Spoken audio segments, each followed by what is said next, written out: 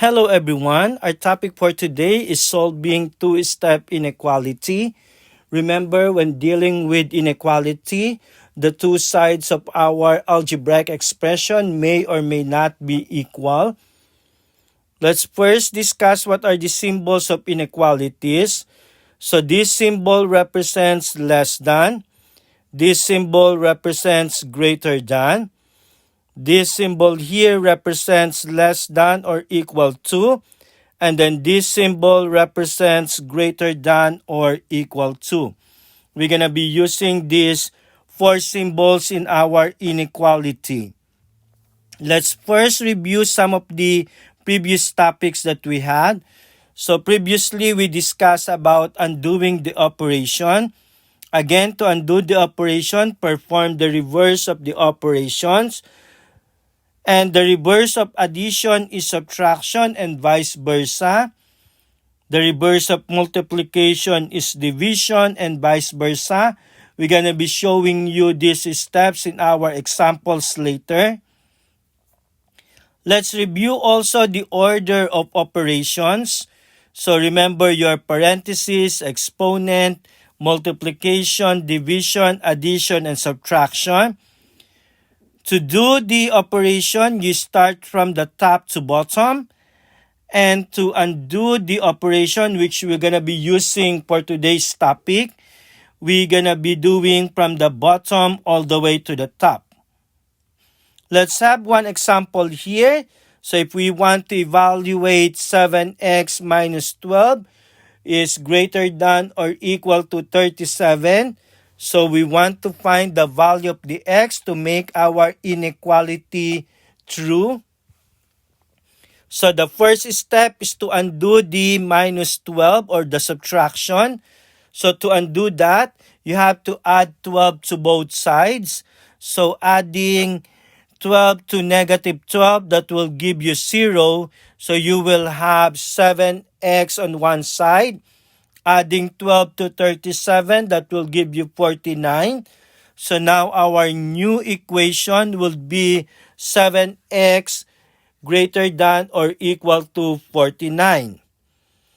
The next step is to undo your 7x. So we have to divide 7 to both sides to undo the multiplication between 7 and x. So 7x divided by 7, that will give you 1x or just the x. And then 49 divided by 7 will give you 7. Copy the symbol, which is greater than.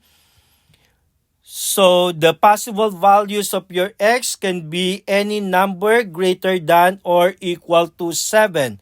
So which means you can use 7 and any number on the right of 7 on the number line. Let's check if our answer is correct. So we said that x can be any value greater than or equal to 7. So what if we use 15 as the value of our x? So the original equation, 7x minus 12, should be greater than or equal to 37. So let's substitute the value of your x to 15. So now we have 7 times 15 minus 12 should be greater than or equal to 37. So now we're doing the operation. So we multiply first. So that will give us 105 minus 12. Is it greater than or equal to 37? Subtracting those two numbers, you will have 93. Is it greater than or equal to 37? So we said 93 is greater than or equal to 37. We choose between those two. And this is greater than. So 93 is greater than 37. Let's have another checking here. So again, we said that the value of the x can be any number greater than or equal to 7. So what if we use 9 as the value of our x? So our original equation, 7x minus 12, is greater than or equal to 37. Substituting the value of your x to 9, you multiply 7 times 9 minus 12. Is it greater than or equal to 37? So multiplying those two numbers, you will have 63 minus 12. Is it greater than or equal to 37? Subtracting 63 by 12, you will have 51. Is it greater than or equal to 37? So 51, is it greater than or equal to 37? And then we choose the word greater than. So 51 is greater than 37, so that makes our equation correct. Let's have another example here. So if we want to analyze y over negative 9 plus 29, is it greater than 42? So y over negative 9 means y divided by negative 9. So the first step is to undo the positive 29. And to undo that, you have to subtract 29 to both sides. So you will have 29 minus 29. That will give us 0. So you will have y over negative 9 on one side. And 42 minus 29 will give us 13. So our new equation here is y over negative 9 greater than 13.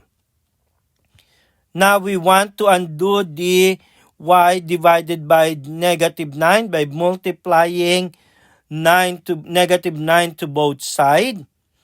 So multiplying y over negative 9 times negative 9, that will give us y. And multiplying 13 by negative 9, that will give us negative 117. Take note again on our previous discussions that if you multiply or divide in both sides of your inequality by a negative, you need to flip your inequality as your final answer. So instead of greater than, we flip it, it became less than. So the value of your y can be any number less than negative 117. So let's have some checking here. So we said that the value of our y can be any number less than negative 117. So what if we use negative 135, which is less than negative 117? Our original equation is y over negative 9 plus 29 is greater than 42. So we use the original equation to check if our answer is correct. Substituting the value of your y to negative 135 divided by negative 9 plus 29, is it greater than 42? So we're doing the operation, so we have to do the division first. Negative 135 divided by negative 9 will give us 15 plus 29. Is it greater than 42? Adding 15 and 29 will give us 44. And is it greater than 42? And it is. So 44 is greater than 42. So one possible value of your y is negative 135. Let's have another checking, which is y is less than negative 117. That is the solution that we got. What if we use negative 180, which is less than negative 117 as the value of our y? Using our original equation, y divided by negative 9 plus 29 should be greater than 42. Substituting the value of your y to negative 180 divided by 9 plus 29, is it greater than 42? We do the operation by dividing first. So negative 180 divided by negative 9 will give us 20 plus 29. Is it greater than 42? Adding 20 and 29 will give us 49. Is it greater than 42? Yes. So 49 is greater than 42. So one possible value of your y is negative 180. So that's how you do the inequalities. Again, we have some videos about inequalities, so you can watch it also.